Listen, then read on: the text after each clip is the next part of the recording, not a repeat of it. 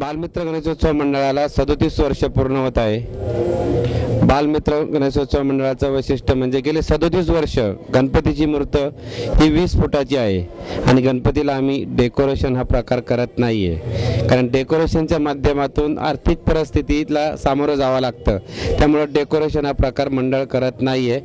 तर बालमित्र गणेशोत्सव मंडळाचं वैशिष्ट्य दुसरं का मंडळाने एक गाव एक गणपती ही संकल्पना राबवलेली आहे आणि त्या संकल्पनेला लोकांचा चांगला प्रतिसाद मिळालेला आहे। करत असताना त्यांनी गरजू विद्यार्थ्यांना, शालेय गरजू विद्यार्थ्यांना त्यांना योग्य ते सहकार्य करतं।